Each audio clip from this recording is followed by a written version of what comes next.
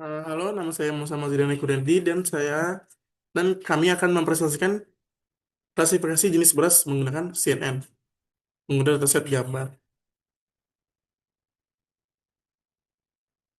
Ada anggota kelompoknya, ada Ricci, Dwi, Antonius, Roberto, dan saya. Lalu datasetnya ada 5 beras yang digunakan yaitu Arborio, Basmati, Ipsala, Jasmine, dan Kacar. Datasetnya di sini ada gambar-gambarnya untuk berbagai jenis berasnya. Lalu mengapa menggunakan model CNN, yaitu spesialis untuk data gambar, menangani visualnya itu sangat cocok. Lalu ada ekstraksi fitur otomatis seperti tekstur, bentuk, dan struktur butiran tanpa perlu rekayasa. Akurasinya tinggi, lalu tahan terhadap variasi seperti rotasi, translasi, dan pencahayaan yang bervariasi pada setiap gambar. Lalu menjaga overfitting dengan pooling dan dropout. Sekian, terima kasih. Lalu di sini ada penjelasannya. Eh, Kalau impor OS ini ini untuk menggunakan mengimpor semua library yang dibutuhkan seperti OS ini untuk mengatur file atau folder. TensorFlow ini untuk membangun model CNN, NumPy ini dan Pandas untuk mengelola data, Matplotlib ini untuk seaborn dan visualisasi grafik, Scikit-learn ini untuk processing data. Lalu ada Colab import ini untuk menyambungkan Google Drive ke Colab agar file yang disimpan di Google Drive bisa digunakan di dalam notebook. Lalu ada zip path. Zip path ini menentukan lokasi dataset zip dan di mana file tersebut akan diekstrak jika belum diekstrak. Eh, Lalu ada OS Mac, MacDirs ini membuat folder tujuan ekstraksi jika folder sudah ada atau tidak akan error jika sudah exist. Lalu with zip file ini untuk membuka file zip dan mengekstrak semua isinya ke folder yang telah ditentukan. Lalu ada print file ini untuk memberikan info kalau misalnya sudah selesai dan bisa digunakan. Sekian, terima kasih. Baiklah, selanjutnya saya menjelaskan pada bagian nomor 2, membuat data frame dengan gambar dan label. Kita tahu, pertama kita masuk ke data set pack-nya dulu.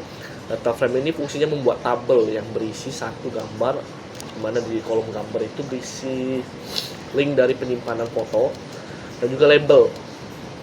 Label itu maksudnya ya kelompok atau klasifikasi yang kita berikan ke foto tersebut. Jadi kan loop dia akan loop di subfolder dan ini loop image-nya di subfoldernya ini, di subfoldernya. Selesai kita jalankan data frame dengan gambar dan label, setelah itu kita visualisasi data. Saat kita dev have atau mengambil 5 data teratas, saya lihat ini isi dari datasetnya, dimana ini link dari foto dan ini label yang tersedia, yang telah kita sediakan. Visualisasi data kan, selanjutnya kita akan melakukan plot terhadap kelas yang ada pada dataset dan lab dan jumlahnya. Bisa kita lihat ada 5 kelas yang dimulai dari Basmati, Ipsala, Kalacada, Jasmine, dan Arborio. Dimana-mana memiliki masing-masing 15.000 foto tiap-tiap, jadi total 75.000. Saya akan berusaha menampilkan image ya secara langsung menggunakan salah satu library fitur dari library Matplotlib. Ini menampilkan 4 gambar di setiap kelas. Ini contoh dari beras basmati, ini contoh dari Ipsala, ini Kalacada dan Jasmine, serta Arborio. Juga seperti ini bentuk dari foto dari setiap kelas jenis beras. Saya Roberto Nicola Saputra, Robotika Malam A semester 6, akan menjelaskan Risk Classification Team Project. Itu saya dapat dari bagian training model. Pertama kita import dulu. Ini ada library yang kita gunakan, sequential, convolution 2D, max pooling, latent and denser. Pertama ini ada sequential, itu modelnya adalah berarti bertahap.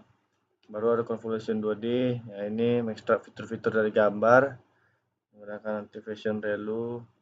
Baru max pooling adalah mengurangi fitur map untuk mengurangi overfitting dan ya untuk membantu mengurangi overfitting. Lalu ada flatten, itu mengubah gambarnya dari 2 dimensi menjadi 1 dimensi untuk jadikan, lalu densinya dan jadikannya vektor dan nantinya akan diklasifikasikan. Lalu kita train modelnya ada 5 kali epoch dan mendapatkan akurasi yang lumayan bagus, dan 7 lossnya 72, file akurasi 96, file lossnya 0,1. Lalu itu nanti dievaluasi lagi. Kalau kita tampilkan grafik, ini adalah evaluasi tampilan grafik dari trend dan test. Ini dites dengan 5 kali epoch tadi, tampilkan. Sebenarnya di epoch ketiga ini sudah gapnya tidak terlalu jauh antara validation dan data trend. Yang data trendnya kan 80%, ya kita pisah lagi mungkin 70-10%. Validation 10, trendnya 70%, ya di epoch ketiga dia udah mendapatkan nilai yang bagus, yaitu 98. Data tesnya, data validation ya, dan data trendnya di 97. Di sini tidak menggunakan early stopping, jadi ya tesnya 5 kali. Yang terbagusnya sebenarnya 3 saja sudah cukup. Baru kita tampilkan lagi validation dan trend data. Lalu ini nampilkan grafiknya dari epoch ke 3. Sebenarnya model sudah bagus dalam memprediksi, karena semakin rendah nilai loss akurasinya maka semakin bagus. Ya, ini juga sama, tidak menggunakan restopping, jadi ya dicoba 4 kali epoch. Jadi yang epoch ketiga dia nilainya bagus karena rendah antara 0,11% dan di 7%, 7 atau 5% ya. Lalu aku dievaluasi modelnya,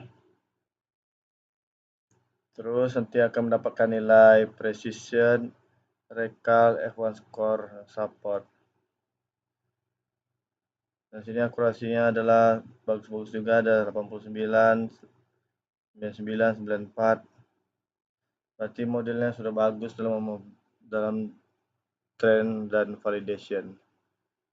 Nanti selanjutnya akan diuji coba modelnya di bawah itu teman-teman saya. Baiklah, terima kasih. Sekian dari penjelasan dari saya. Selamat malam. Kemudian untuk proses selanjutnya yaitu proses splitting data. Nah, di dalam model CNN yang kami gunakan, kami melakukan splitting data, di mana kami membagi data frame menjadi 2, yaitu untuk data training dan data test. Nah, dapat dilihat langsung di dalam program. Untuk splitting datanya itu terdapat pada bagian parameter test size, yaitu sebesar 0,2, yang artinya untuk data tesnya akan mengambil bagian sebesar 0,2 atau 20% dari total dataset yang digunakan di dalam pelatihan model, di dalam model learning yang kami gunakan. Yang dimana tes sebesar 0,2, kemudian kebalikannya untuk data trendnya akan menjadi sebesar 0,8 atau 80% dari total dataset yang digunakan. Nah, untuk data frame-nya dibagi menjadi 2, untuk data trend dan data test, di mana data image-nya di dalam data frame untuk data trend-nya ini akan berada dalam label X trend, kemudian untuk labelnya berada dalam label Y trend. Kemudian untuk di dalam data frame test-nya, untuk data image akan berada di dalam X test, kemudian Y test akan memuat si label dari tes data. Kemudian di dalam splitting data ini kami juga melakukan label encoder, digunakan untuk mempermudah si model untuk melakukan pelatihan. Dikarenakan sebelumnya kami mempunyai 5 kelas untuk Rice classification. Pertama yaitu arborio, kemudian ada basmati, kemudian Ipsala, Yasmin, dan Karacadak. Nah, untuk setiap kelas ini nantinya akan diberikan label, akan di-encode sebuah label, yaitu integer, numeric integer, untuk mempermudah si model learning melakukan proses training. Contohnya untuk kelas arborio akan memuat label 0, kemudian basmati 1, dan seterusnya. Untuk langkah selanjutnya itu untuk data augmentation. Nah, data augmentation ini digunakan untuk untuk meningkatkan variasi dan ketahanan dari model learning yang kami gunakan. Di mana maksudnya yaitu kita memberikan variasi di dalam model learning yang kita gunakan di dalam data augmentation. Untuk variasinya itu dapat memuat seperti di dalam baris program yang saya tunjukkan, yaitu ada rescale untuk normalisasi pixel di dalam data gambar, kemudian ada rotation, shift, shear, zoom, horizontal, flip, dan film mode. Ini semua yaitu parameter untuk data augmentation yang digunakan singkatnya untuk meningkatkan ketahanan dari model learning yang kita gunakan. Yaitu agar si model learning menjadi lebih robust. Dan sebelumnya di dalam data augmentation ini kita juga melakukan standarisasi size image di dalam variabel image size, yaitu 50x50 pixel. Kemudian untuk base size yaitu 32, yang nantinya akan digunakan di dalam generator, yaitu di generator data train dan data test. Nah, maksudnya itu di sini untuk base size-nya ada 32 di sini. Di dalam generator ini akan menjalankan si data augmentation secara bertahap sebanyak 32 data gambar dalam satu iteration. Itu yang dimaksud dalam batch size-nya ini. Jadi itu digunakan untuk agar tidak membebankan komputasi terhadap CPU atau memori yang kita gunakan.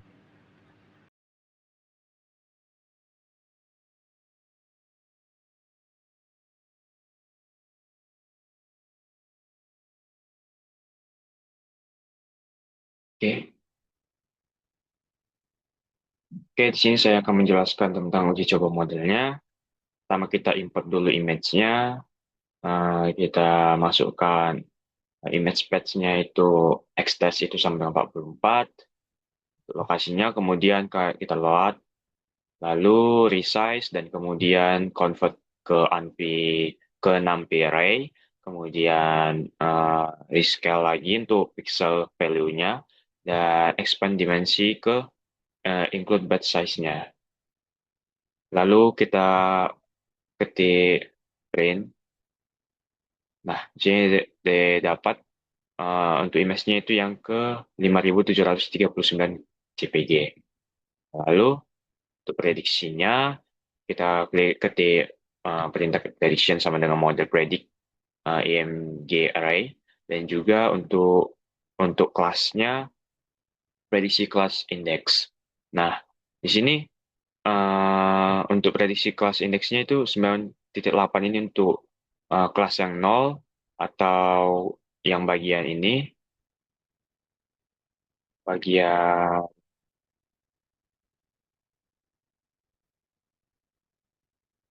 basmati, kemudian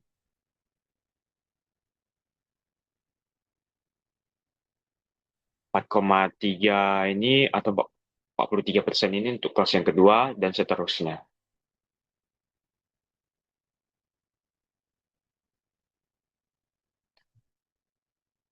Kemudian kita load original image-nya, lalu kita prediksi untuk nama kelasnya, lalu kita tampilkan image, kemudian prediksi namanya, dan juga kita buat axis-nya off. Nah, hasilnya itu didapat untuk image ini tampilannya yaitu arboiro. Kita cek dulu apakah mirip.